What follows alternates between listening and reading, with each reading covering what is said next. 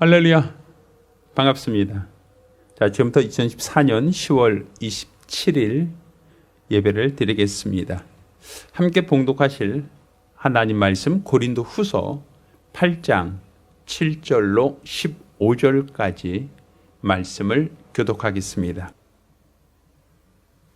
오직 너희는 믿음과 말과 지식과 모든 간절함과 우리를 사랑하는 이 모든 일에 풍성한 것 같이 이 은혜에도 풍성하게 할지니라.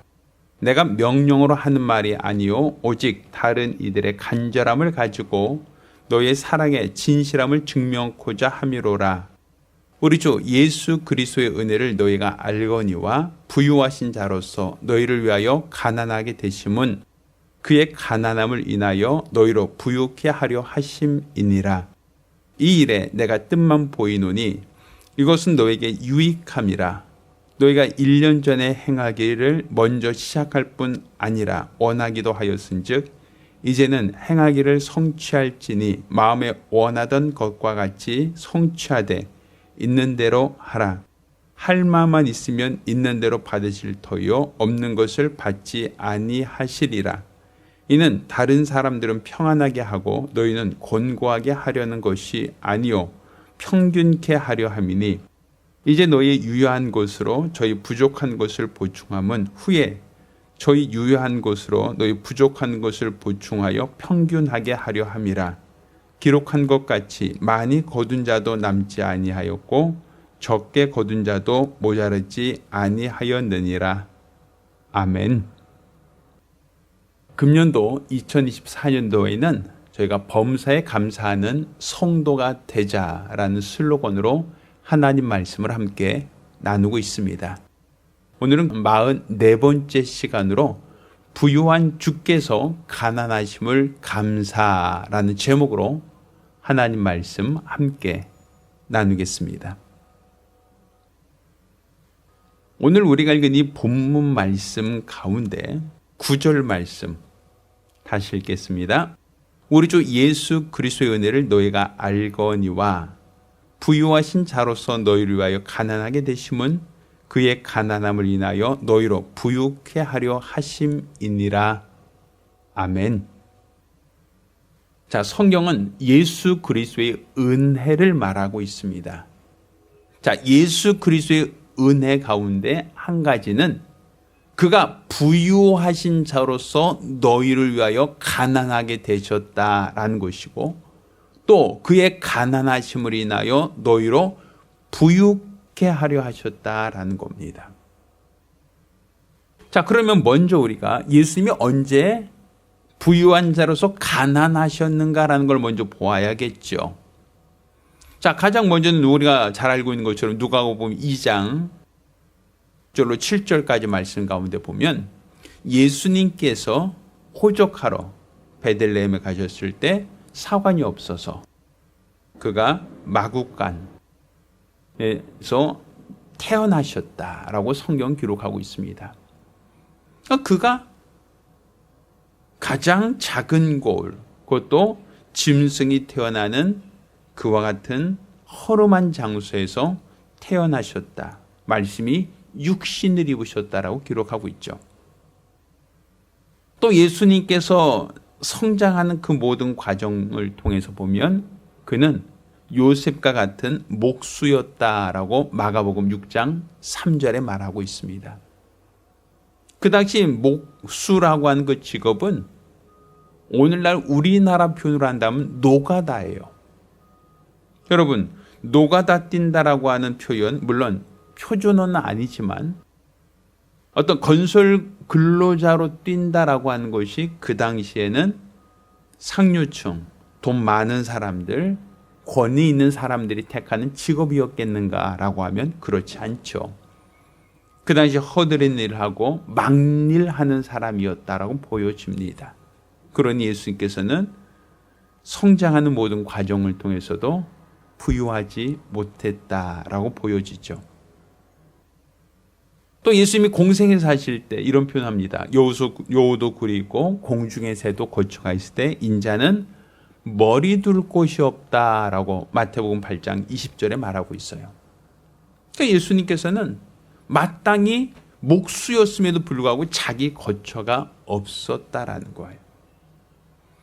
때로는 공생의 기간 동안 허기져서 무화과 나무를 보고 내가 거기서 먹을 것이 있는가 취하러 갔다가 그 무화과 열매가 때가 아니므로 없었다라고 얘기하죠. 예수님이 얼마나 화가 나셨으면 그 나무를 저주하셔서 뿌리로부터 말랐다라고 하지 않습니까? 예수님이 공생의 기간 동안만 그가 가난하셨는가라고 하면 그렇지 않아요. 예수께서 십자가 달려 주셨을 때 그 고통 중에 죽어가는 그 모습 속에서 로마 병정들은 예수의 십자가 앞에서 예수께 입혀졌던 그 옷을 벗겨서 그것을 서로 나눠 가지겠다고 제비 뽑았다라고 마가복음 5장 24절에 말하고 있어요. 그러니까 그가 자기가 입고 있던 옷 한 벌조차도 다 빼앗겼다라는 거예요. 수많은 사람이 바라보고 있는 그 십자가 위에서 그는 벌거벗겨진 채 부끄러움과 수치를 당하셨다라는 거죠. 우리 예전에 이런 말 있죠. 공술의 공수거. 태어날 때 적신으로 태어났으니 죽을 때도 적신으로 돌아간다라는 표현 아닙니까? 그렇지만 태어날 때는 누구나 다 벌거벗기로 태어나요. 그렇지만 죽을 때는 수의 한 벌이라도 입히지 않습니까? 사실 예수님이 죽으셨을 때 그가 입고 있던 옷조차 다 발가벗겨져 로마 병정들이 다 자기들이 제비 뽑아 나눠 가졌다라는 걸 본다면 우리 예수님께서 그가 가난하셨다. 그가 가난을 담당하셨다는 것이 하나의 선포가 아니라 교리가 아니라 실제로 예수의 출생부터 예수의 공생애와 예수의 십자가 달려 죽으시는 그 순간까지도 그분은 극한 가난에 시달렸다는 걸 우리가 볼 수 있단 말입니다. 이것은 하나님께서 그 아들에게 재물을 주지 않으신 게 아니죠. 그가 마음만 먹으면 병 고치는 은사가 있었고 죽은 자를 살리는 은사가 있었고 때로는 물고기 5마리로 5,000명을 먹일 만큼 떡 5개와 물고기 2마리로 5,000명을 먹일 만큼의 그와 같은 큰 능력이 있지 않았습니까? 그가 가지고 있는 병 고치는 능력이든 아니면 물을 포도주로 만든 능력이든 혹은 떡 5개로 5,000명을 먹이는 그 능력을 자기의 어떤 돈벌이 수단으로 삼으셨다면 예수님 절대로 가난할 수가 없는 분이십니다.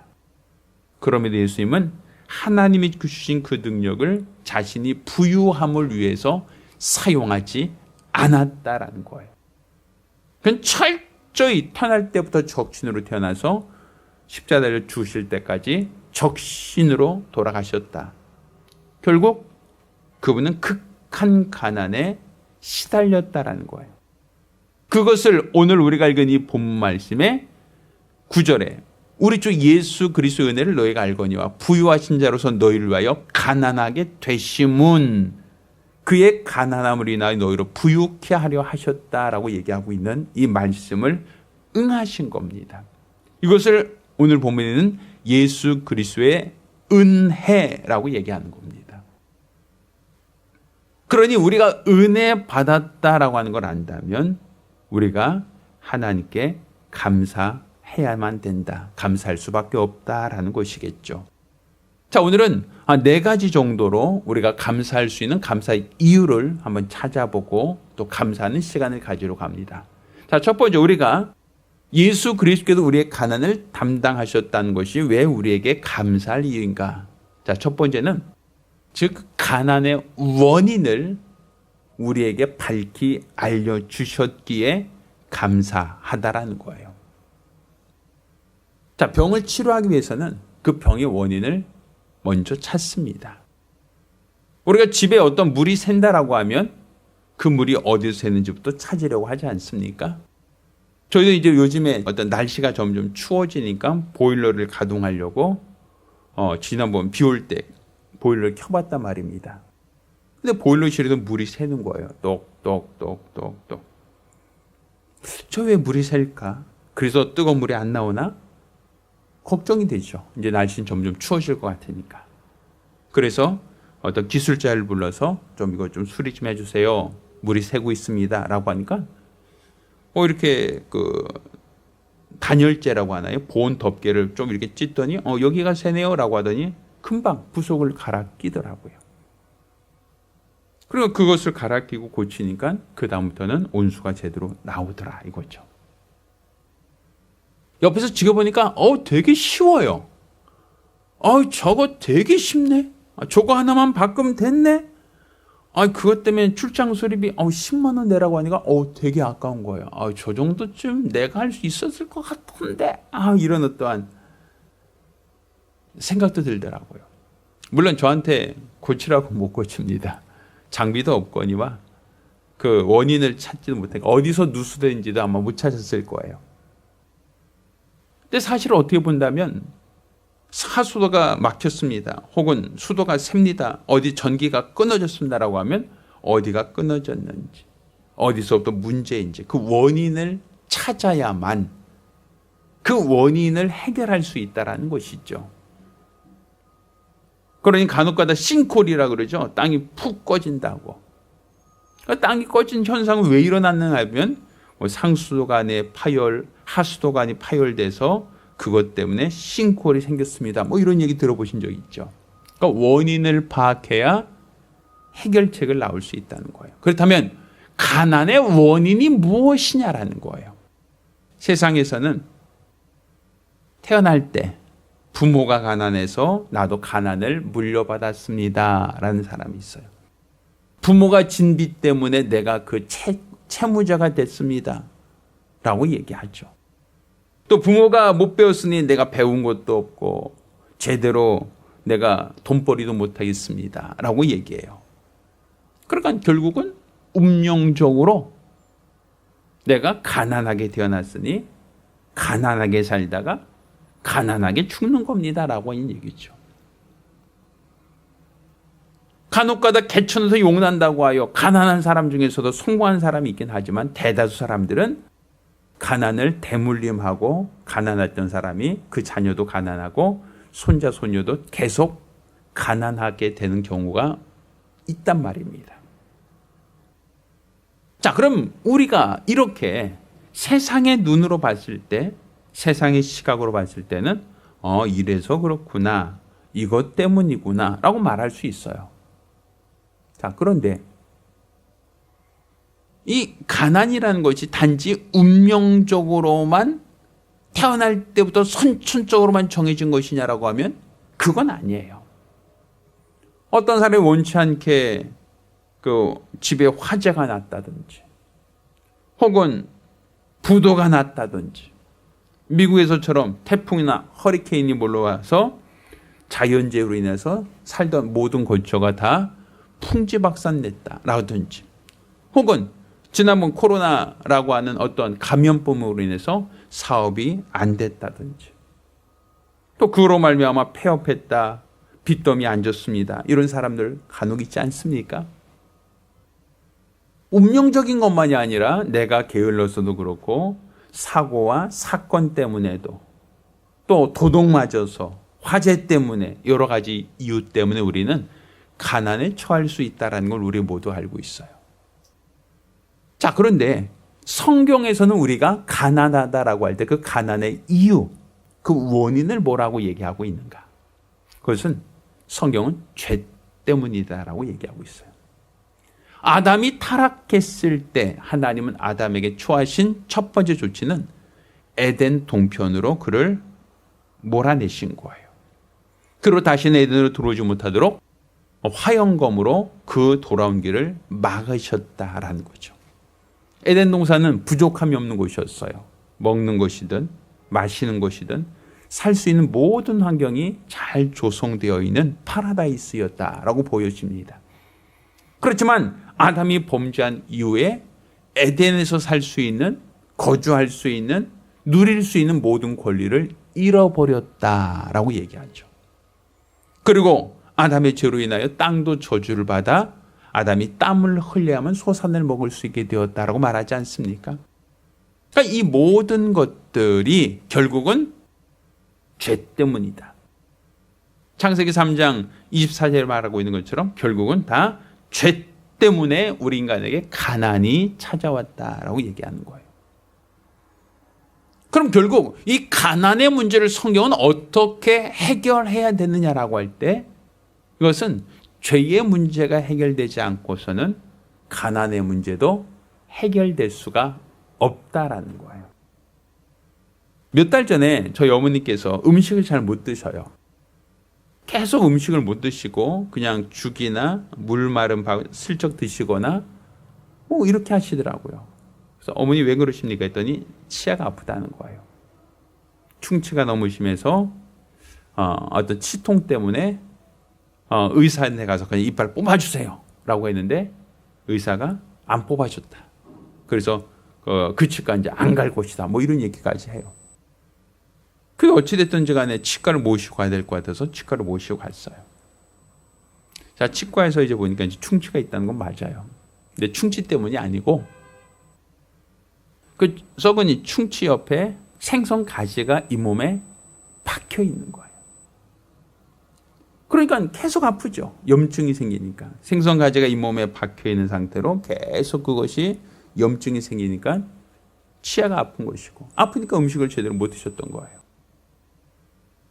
의사가 이제 그 생선 가시를 빼내고 이제 항생제를 좀 씁시다라고 하고 그리고 이제 충치로 이제 망가졌던 치아를 이제 금리로 이제 때우는 그 작업을 했죠. 그러다니까 그 이후부터는 어머니께서 음식을 잘 드셔요. 이전처럼 물 마른 밥이나 죽이나 조금 드시고 말도 이렇게 하는 게 아니라 지금 정상적인 식사를 하실 수 있게 됐어요. 자, 잇몸이 아팠던 이유가 뭡니까? 왜 음식을 못 먹었습니까? 그 원인이 뭡니까? 가시가 박혔기 때문에. 잇몸에 박혀있는 가시 때문에 염증이 생겼고 그 염증 때문에 음식을 제대로 못 드셨던 거예요. 그러면 그 염증을 어떻게 해결합니까? 소염제 먹어도 소용없어. 약 먹어봤는데 아이 소용없어. 소용없는 게 아니죠. 왜? 원인을 제거하지 않으면 아무리 약을 먹어도 해결할 수 없잖아요. 그럼 우리가 왜 가난합니까? 할 때 그 가난의 원인이 무엇이냐? 죄다. 그러면 죄의 문제가 해결되어야 가난의 문제도 해결할 수 있다라는 거예요. 그 원인을 우리에게 알려주신 것이라는 것이죠. 그러니 우리가 원인을 알았다. 내 가난의 원인은 죄구나. 죄 때문이구나. 내가 가난을 극복할 수 있는 방법은 죄의 문제를 해결해야만 되는구나. 이것을 깨달을 수 있다라는 것이죠. 그것이 우리가 분별할 수 있다, 깨달을 수 있다는 차원에서 우리가 하나님께 감사할 수 있는 첫 번째 이유라고 말하는 겁니다. 자, 두 번째, 우리가 감사할 수 있는 두 번째 이유는 무엇인가 하면, 자, 우리가 그러면 이거 원인을 알았다고 할 때 그 원인을 어떻게 해결할 수 있느냐? 내가 노력해서 가난을 극복할 수 있겠는가? 내가 애쓰고 수고하면 죄의 문제를 해결할 수 있겠는가? 아니요. 내가 아무리 노력해도 죄의 문제가 해결되지 않아요. 죄의 문제가 해결되지 않는다는 것은 죄로 인하여 파생되었던 가난의 문제도 인간의 노력으로 해결할 수 없다라는 거예요. 그러면 내가 내 노력과 내 힘으로 죄의 문제를 해결할 수 없기에 성경은 의인 없나니 하나도 없다라고 말하고 있는 겁니다. 그러면 죄의 문제를 인간의 노력으로 해결할 수 없다는 것은 결국은 죄로 인하여 파생된 가난의 문제도 인간의 노력만으로는 해결할 수 없다라는 것이겠죠. 그러니까 사람들이 열심히 부지런히 일하고 노력하고 수고하여 돈을 벌려고 하지만 헛되고 헛되니 다 헛되다라고 밖에 볼 수 없는 겁니다. 자, 그럼 어떻게 합니까? 우리의 노력과 우리 힘만으로 할 수 없기에 하나님은 그 아들을 세상에 보내신 겁니다. 그리고 우리의 죄의 문제를 감당하기 위하여 예수님께서는 찔리시고 상하시고 징계를 받으시고 채찍에 맞으사 그가 십자가에서 죽기까지 우리 죄의 문제를 대속하셨습니다. 우리가 지금 예수를 믿는 것은 그가 내 죄를 대속하셨다. 나는 은혜 받은 자라는 걸 믿는 겁니다. 내 공로가 아니라 예수의 공로로 말미암아 나는 죄사함 받았다. 예수의 공로로 말미암아 나는 죄사함 받았다라는 것이 바로 우리가 믿는 믿음이죠. 그러면 우리 주 예수의 공로로 말미암아 우리가 죄사함 받았다는 걸 우리가 알고 믿는다면 이제 우리가 예수의 공로로 죄사함 받았으니까 죄로 인해 파생된 이 가난의 문제도 은혜로서 받아야 된다라는 거예요. 자, 우리가 조금 전 읽었던 고린도서 8장 9절에 보면 우리 주 예수 그리스도의 은혜를 너희가 알거니와 이렇게 돼 있어요. 은혜라고 얘기합니다. 부유한 자로서 너희로 하여 가난하게 되시면 그의 가난함을 인하여 너희로 부유케 하려 하심이니라. 그러니까 그리스도의 은혜를 너희가 알기를 원한다라고 얘기하죠. 그러니까 우리가 죄사함 받는 것이 내 노력과 내 애수고 없이 은혜로 죄사함 받은 것처럼 가난으로도 벗어나 부유할 수 있는 이 권리도 내 노력과 내가 애쓰고 수고하여 얻어지는 것이 아니라 은혜로서 주어진다라는 것이죠.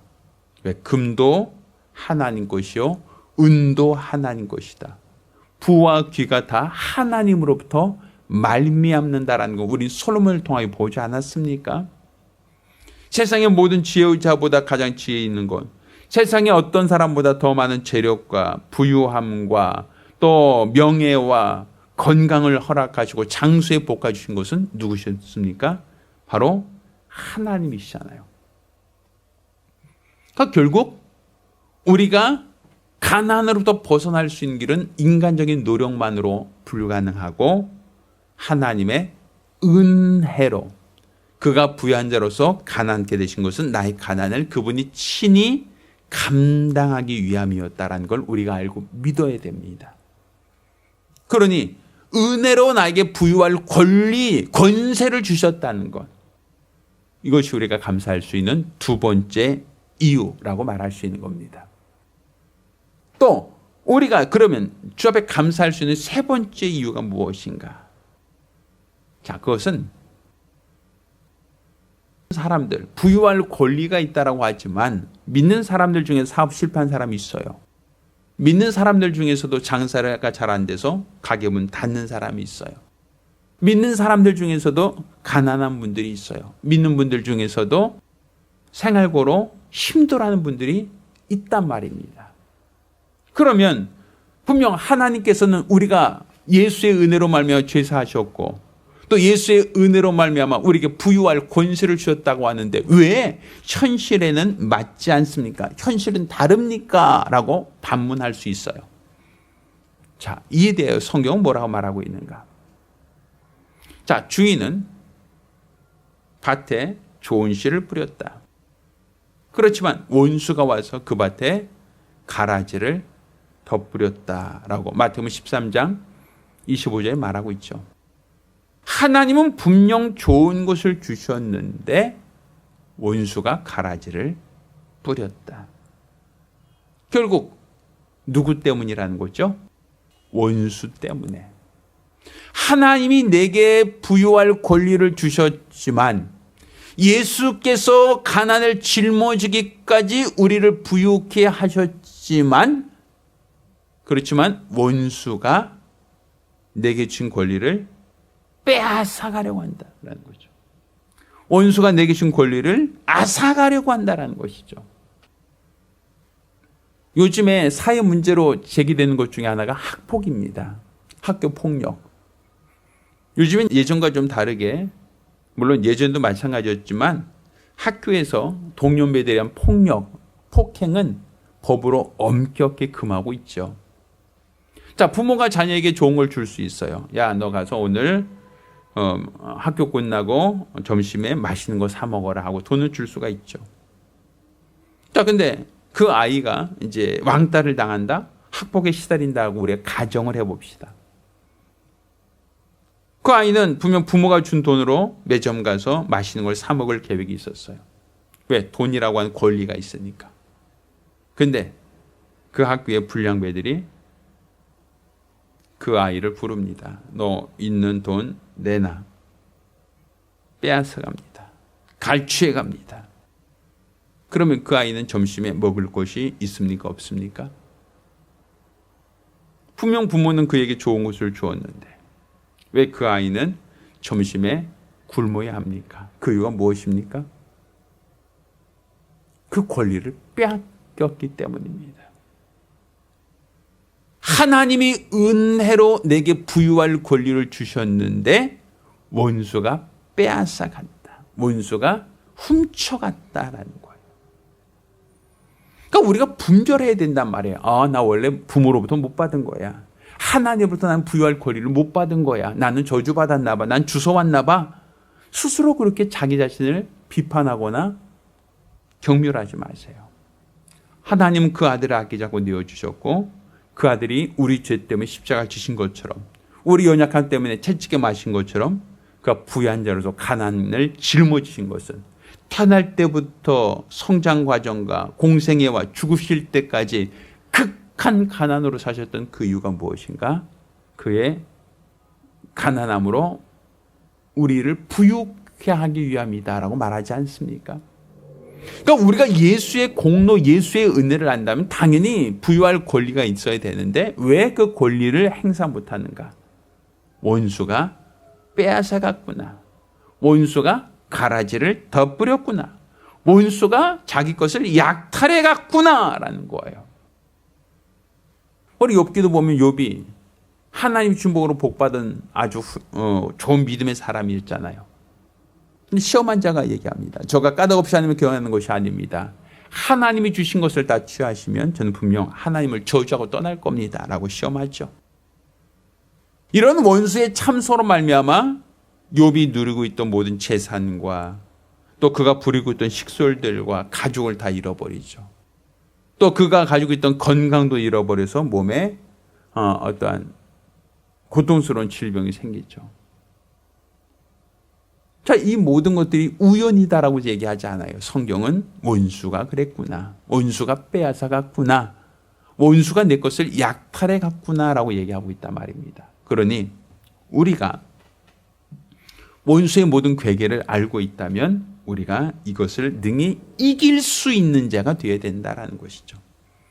원수의 모든 괴계를 능히 이길 수 있는 자. 그러기 위해서 우리가 먼저 영적인 성숙이 필요하다는 거예요. 원수가 훔쳐가지 못하도록 이 모든 걸 분별할 수 있어야 된다는 것이죠.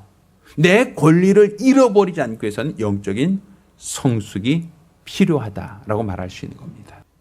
자, 그리고 우리가 마지막으로 네 번째, 하나님께 감사할 수 있는 이 감사 이유는 예수께서 그가 부유한 자로 가난케 되신 것은 우리 가난한 자로 부유케 하기 위함이다라고 하셨는데 이것을 사람들은 왜곡을 해요. 왜곡한다는 건 뭐냐면 그럼 나는 부자 될 권리가 있다. 난 부자 될 권세가 있다라는 것이 있죠. 자, 부자 될 권세가 있다라고 하여 자꾸만 자기가 더 많은 것을 소유하려고 하면 그것이 나에게 병이 된다라는 거예요. 우리 한번 생각해 보세요. 저도 간혹 그 결혼식에 초대받아서 결혼식장에 갈 때가 있어요. 요즘 뷔페식이 많더라고요. 뷔페 가면 생전 보도 듣도 못한 수많은 음식들이 있어요. 제가 이제 접시 딱 들고 가다 보면 이것도 먹고 싶고 저것도 먹고 싶고 저것도 먹고 싶고 왜 이렇게 욕심 많은지 이것저것 막 싸웠다 보면 접시가 이만큼 음식을 싸갖고 와요. 사람들이 이거 다 먹어요 할 정도로 싸와요. 근데 요즘에는 그 뷔페 한 접시가 뭐 7만 원, 8만 원, 비싸면 10만 원 이상이래요. 그러니까 이건 본전치긴 해야 될 것 같아요. 그래서 가급적이면 비싼 거 중심으로 접시 가득 쌓아놓고 먹기 시작하죠. 자, 한 접시 다 치우고 또 갑니다. 또 가서 또 싸갖고 또 앞에 놓습니다. 또 먹습니다. 또 그러고 나서 또 가능하면 또 가려고 합니다. 그런데 문제는 2번, 3번 가면 이제 배가 빵빵해져서 더 이상 들어가지가 않아요. 아쉬워서 아이스크림 한 번 더 먹을까? 커피는 또 한 잔 더 마셔야 되지 않을까? 그래서 한 번 더 갔다 와요. 그리고 여기 디저트로 뭐 과일 같은 것도 한 개 또 이렇게 먹을까? 그래도 그거 너무 먹고 나면 더 이상 배가 뻥뻥해서 더 이상 들어가지가 않아요. 왜? 내 소화 능력은 한계가 있다는 거예요. 아무리 내가 건강하기 위해서 음식이 먹어야 되고 음식을 필요한다 할지라도 너무 많이 먹으면 과식하게 돼요. 너무 많이 먹으면 오히려 그 먹은 것까지 다 나는 토해내야 된다는 얘기입니다. 재물도 마찬가지예요. 내가 감당할 수 없을 만큼의 많은 재물은 오히려 나를 병들게 해요. 내가 감당할 수 없을 만한 많은 재물을 내가 얻으려고 한다면 그 욕심을 말미암아 나는 영적으로 병이 든다라는 것이죠. 가룟 유다가 왜 예수를 팔았습니까? 은 30을 벌기 위해서 아닙니까? 그것처럼 내가 무엇인가 더 많은 것을 얻기 위해서 애쓰고 수고하다 보면 믿음에서 신앙에서 멀어질 수 있다라는 거예요. 그래서 부자가 되는 게 목적은 아니라는 거예요. 재물을 더 많이 쌓는 게 목적은 아니라는 거예요. 왜? 아무리 많이 쌓았다 할지라도 오늘 밤 너 영혼을 취하면 네가 쌓아놓은 그 재물이 누구 것이 되겠느냐? 내가 죽어서 재물을 가져갈 수 없거든요. 부자와 나서로 보면 부자가 죽어서 뜨거운 불 가운데 고통당한다라고 하지 않습니까? 반면 그 집 앞에서 구걸하던 나사로는 아브라함 품 안에 있었다고 말하지 않습니까? 자신이 가지고 있던 그 어떤 재물도 자신에게 물 한 방울 살 수 있는 능력이 안 됐다라는 거예요. 매일 호화로 연락하며 산의 진미를 다 먹을 수 있었지만 그 뜨거운 불꽃 속에서는 자기 혀를 서늘하게 할 수 있는 물 한 방울조차도 얻을 수 없었다라는 것이죠. 그러니 우리가 많이 부유해지고자 하고 많이 부자가 되는 게 목적이 돼서는 안 된다는 거예요. 그러면 왜 예수님께서는 그가 부유한 자로 가난을 짊어지심으로 우리를 부유케 하셨는가? 이것은 단지 부자 만들기 위한 프로젝트가 아니라 우리가 주의 일을 마음껏 할 수 있도록 한 거예요. 주님께서 맡기신 직분을 더 마음껏 일하라고 재물을 주시는 거예요. 우리가 그것을 잘 할 수 있는 것이 역대상 29장 1절로부터 나와 있는 말씀이에요. 다윗이 성전 짓고자 했습니다. 사모함이 있었죠. 하지만 하나님은 허락하지 않습니다. 그러자 네 아들 때 하나님께서 이제 성전 짓는 걸 허락해 주시겠다라고 약속하죠. 그래서 다윗은 뭐해요?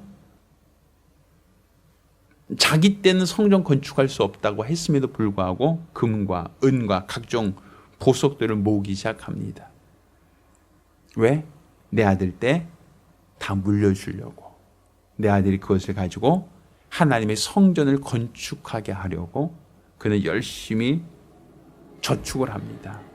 재물을 모아둡니다. 금과 은과 보석을 각종 보화들을 다 모아둡니다. 왜? 무엇을 하려고요? 부자가 되는 것을 아니라 성전 지으려고요. 하나님의 일을 하려고요. 하나님이 맡기신 일을 더 잘 감당하려고요. 그래서 재물을 요구한 겁니다. 그러니까 우리가 음식을 먹는 이유가 뭡니까? 건강하게 일하려고요. 내가 일할 만큼의 건강이 필요하고 그 건강을 유지할 수 있을 만큼의 음식을 먹는 거예요. 아무것도 일하지 않으면서 많이 먹으면 그 사람은 살이 찌고 그 사람은 비만이 오고 그 사람은 당뇨가 오고 각종 성인병으로 고통당하게 될 겁니다. 움직인 만큼 먹은 만큼 움직이라는 말 들어보셨죠? 내가 먹은 만큼 움직여야 그 사람은 건강할 수 있는 거예요. 많이 먹고 적게 움직이면 현대인의 고질병인 현대인병, 성인병에 더 잘 걸릴 수 있다라고 얘기하는 것 우리가 알고 있지 않습니까? 그렇지만 그와 같이 우리가 건강한 신앙생활하기 위해서는 단지 내가 부자가 되는 것이 목적이 아니라 하나님 일을 더 열심히 감당하기 싸우니 감당할 수 있는 재력을 주시옵소서.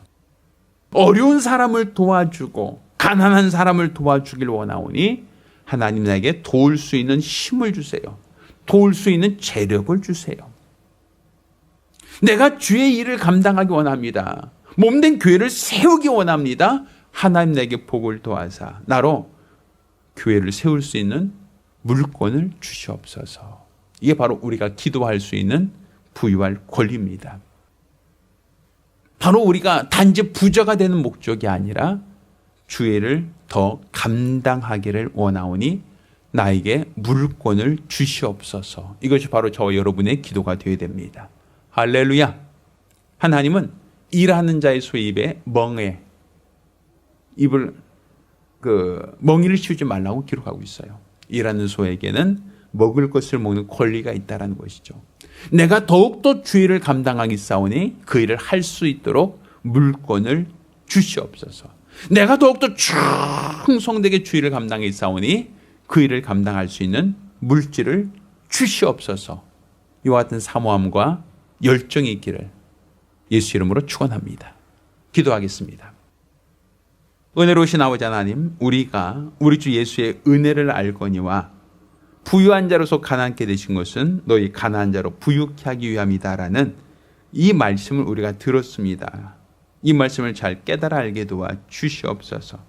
가장 먼저는 가난의 원인이 무엇인지, 또 그 가난을 어떻게 해결해야만 되는지 우리가 깨달아 분별할 수 있도록 도와 주시고, 죄와 가난은 분리되지 않는다는 걸 알았사오니 우리가 죄와 싸우되 피 흘리기까지 싸워서 죄로부터 벗어난 것뿐 아니라 가난으로부터 벗어날 수 있는 권리를 갖게 도와 주시옵소서.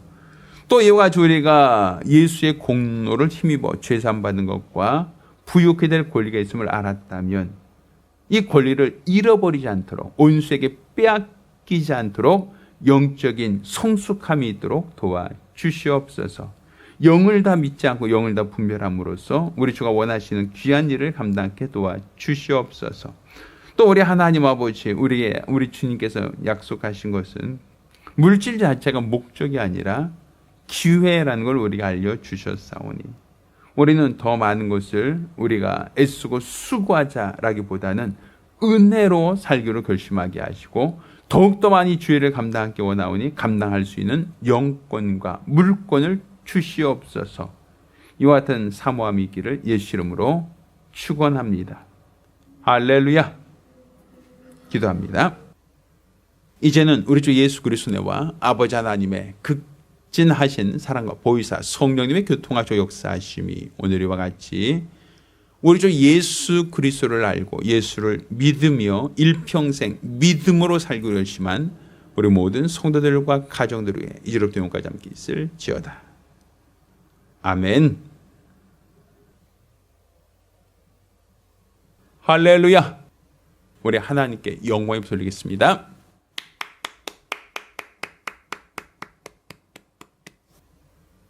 감사합니다. 더불어 광고 잠깐 한 가지 드리겠습니다. 저희가 11월 1일부터 21일까지 저희 교회에서도 다니엘 기도에 동참을 합니다. 우리 집사님들의 많은 참여, 많은 기도 부탁드리겠습니다. 이상입니다.